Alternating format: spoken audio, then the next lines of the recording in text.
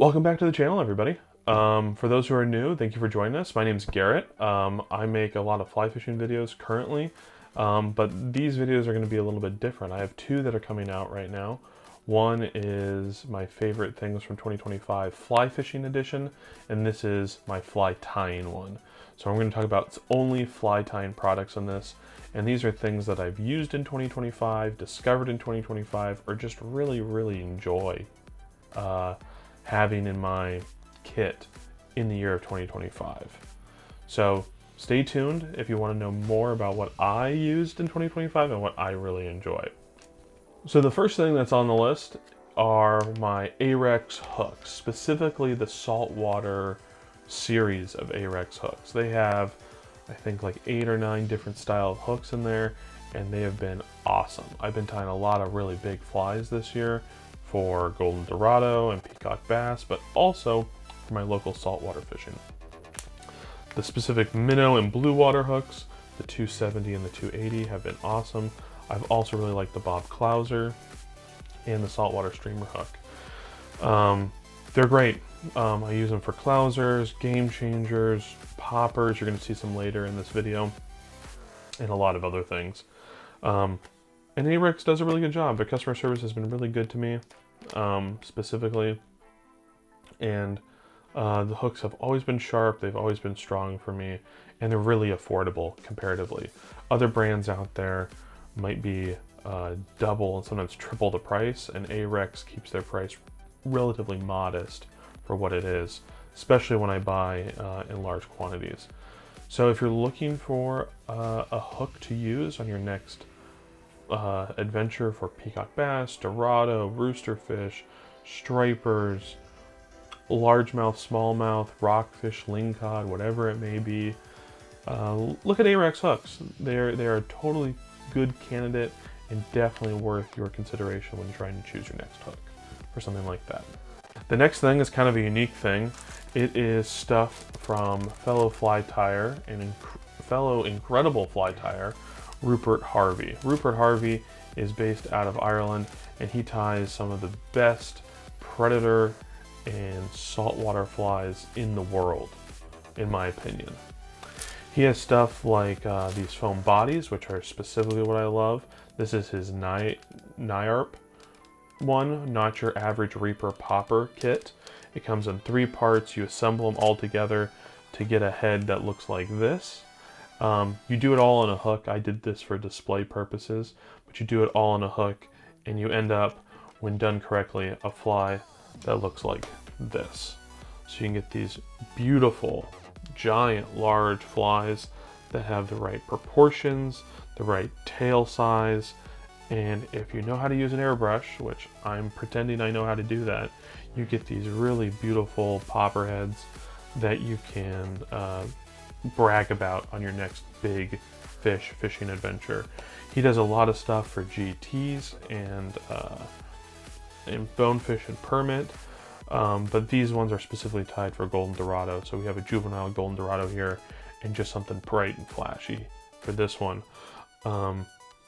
He is an incredible fly tyer. Check his stuff out.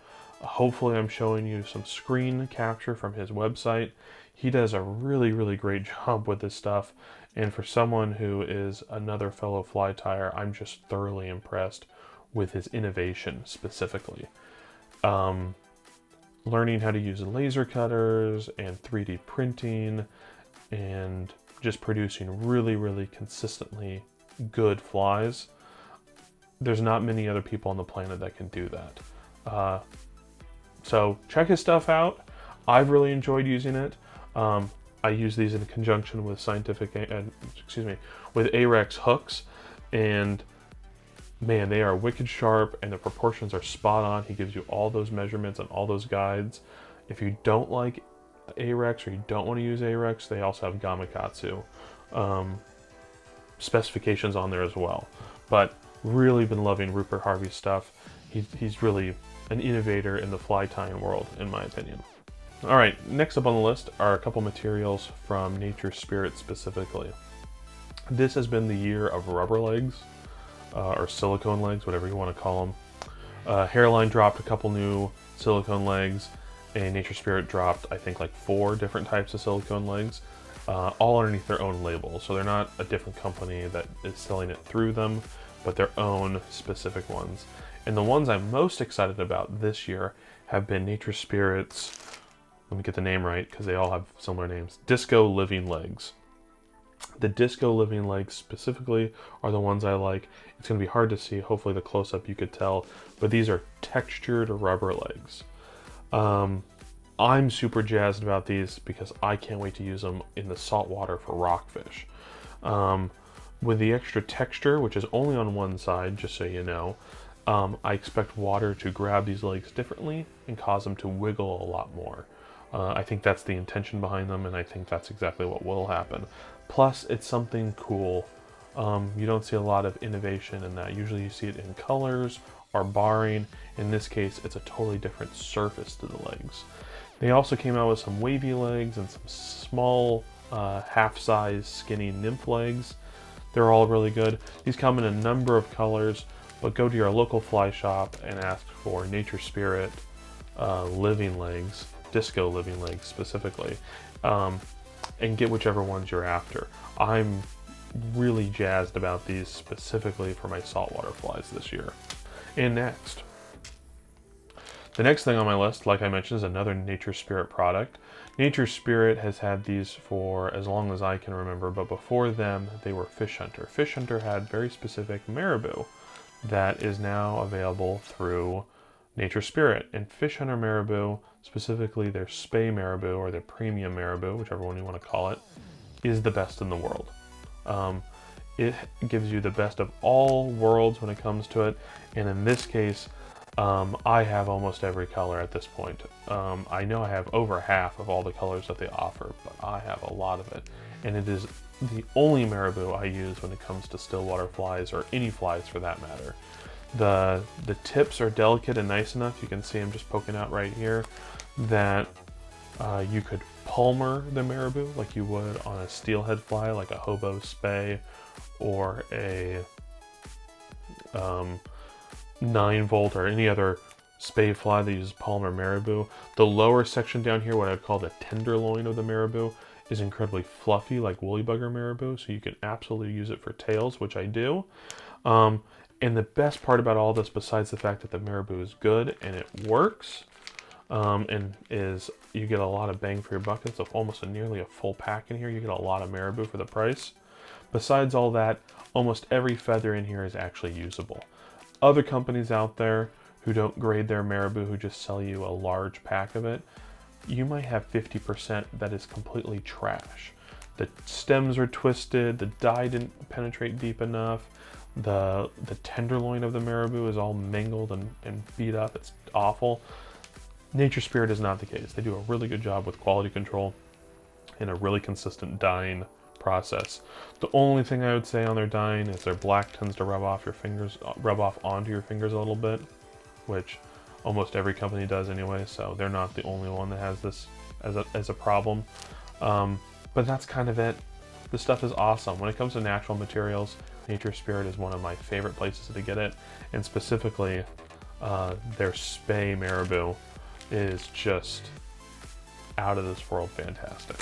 So big fan. If you're looking to up your fly game to get a easier fly to tie or a better looking fly, this is the stuff to look for.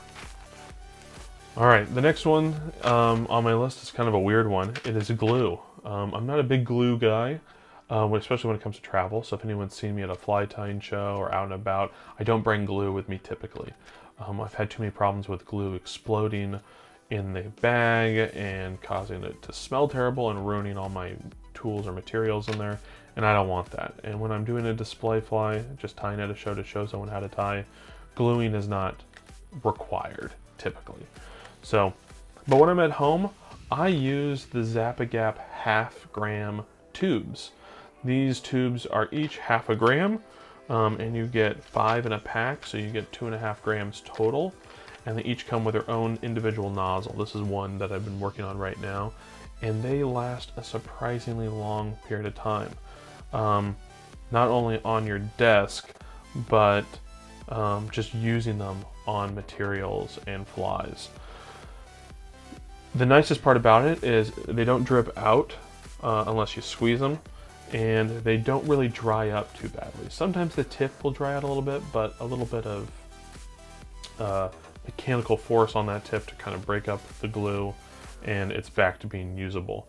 They last about 3 weeks once you open them, which is really, really nice, as long as you're using them periodically. If you opened it one day and then 21 days later you try to use it, it probably will be pretty crusty. But if you use it pretty consistently, they last about 3 weeks.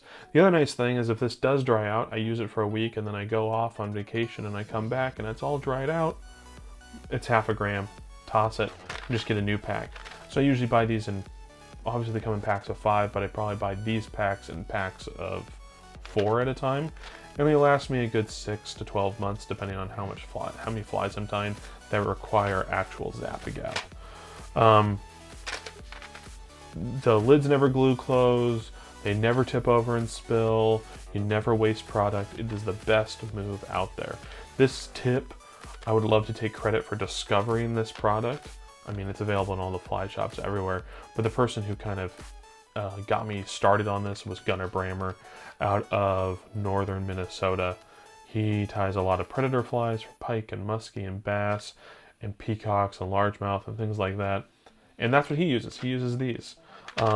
You can really portion out the amount of glue really well, and they last forever and they don't make a mess. What more could you ask for? Because sometimes you gotta use Zap-a-gap or some other CA glue, and this is the best delivery system out there. All right, the second to last thing that I have here is something that I've had for a long, long time. It is a peak vise. So this is my CE Tech base, and I've had this for 3 years now. Love it. It's my favorite thing for tying flies, but I'm not talking about this one specifically. I think I'm going to do a more in-depth review about it in particular. But the main thing is the vise that I have in this base right now, which is the Peak LIRS, or Large Iron Retention System. This is the smallest one size, and they determine the size based on the hole that the hook will go into, but it's a really unique hook loading process. So a typical vise has a clamp that's either tightened with, like my Regal, it's tightened with a clamp, or it can be a series of cams and knobs to tighten it down. In this case, it's just a knob. It's a single action vise, and what it does is it creates a channel that your hook will go into, and then as you slot the hook in, you crank down on the knob here to lock in your hook.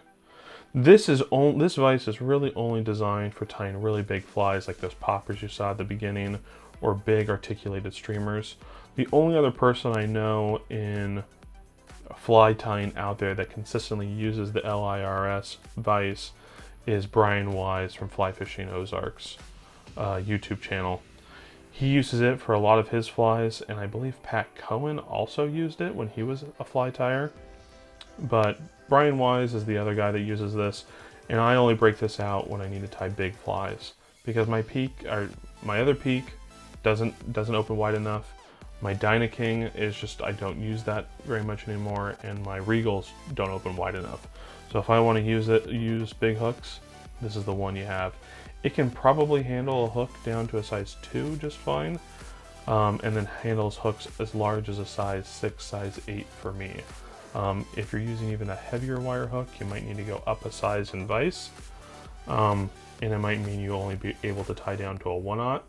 But honestly, as far as specialty one-off vices go, this one serves my exact purpose and does extremely well for what it is. So, big fan of this vise. If you're planning to tie a bunch of flies for Dorado, peacock bass, pike, muskie, lingcod, and stripers and other large fish, big brown trout, this might be the vise for you as your next vise. It does what it's supposed to do, and it does it well. Yeah, check it out. The next one that I'm going to talk about, my last thing that I'm going to talk about is my favorite thing of 2025 for fly tie materials, and there are more, but we'll save those for 2026, is what I pronounce as Smhaen thread splitter. It is a company out of Europe. And what they do is they have a tool that is the best thread splitting tool in the world.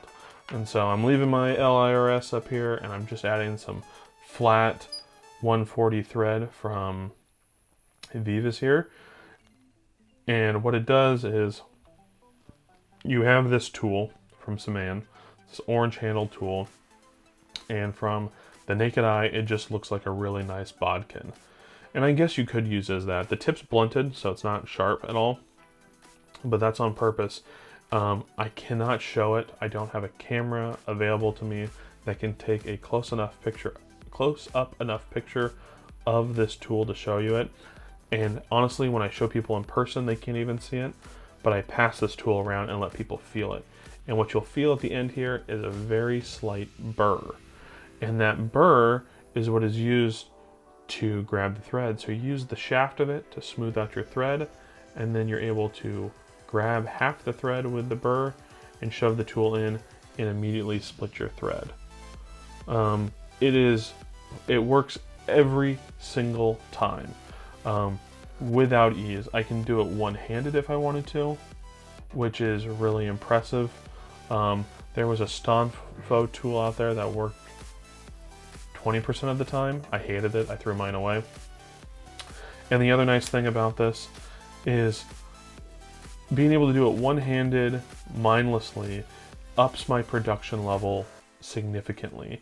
And besides that, even if you're not a production fly tyer, you're not going to be tying massive amounts of flies, hundreds of dozen a year, it makes it more enjoyable and it reduces your friction. One of the things I've learned with dealing with people in fly fishing and just generally out there is people don't want to do stuff if there's too much friction. People rather do a dubbing loop because they know how to do it and they have the tool handy. This tool means you can split your thread instead of doing a dubbing loop. And the reason you'd want to do that is the reduction of bulk significantly. I think people who do dubbing loops are not doing anything wrong, but my flies end up being thinner and more efficient when I can split my thread. And so having this tool available means I can do it without even thinking about it. I know that as soon as I can touch this tool to my thread, I can split it. And that's saying a lot. For what it is, it seems very simple. It's a little piece of metal. It seems expensive. I think they're like 35 bucks, maybe more. But what you're paying for is not just a piece of metal. You're paying for all that R&D that went into developing a tool that works perfectly every single time. And the other thing is it's non-mechanical. It's not going to break. So unless you try to damage this by jabbing this into something or using it for not its intended purpose, it's going to last you indefinitely. The one nice thing that they did about this, besides it working, is they added a flat side so that when you put it down on your desk, it doesn't roll away on you. Huge win. Really, really nice stuff. If you're somebody who's watching this as like a gift guide for somebody, or someone has sent this to you, anything from Smhaen, anything, is awesome. They're scissors, they're stackers, they're dubbing twisters, they're thread splitters, they're bodkins, they're cutters, they're half-hitch tools, they're tying mats. Everything that they've ever produced, I've loved and would recommend to anybody.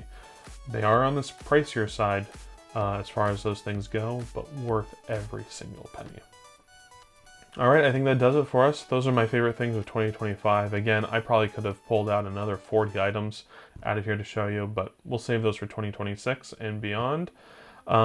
If you have any questions or comments, leave them down below. I'm happy to answer them for you. Same thing goes for my other video. If you have questions or comments about fly fishing stuff, leave them there. And yeah, if you're not a subscriber, subscribe. I got more fishing content coming out. I'm hoping to get fly tying content out eventually. But yeah, subscribe, hit the bell for notifications, and I will see you in the next one.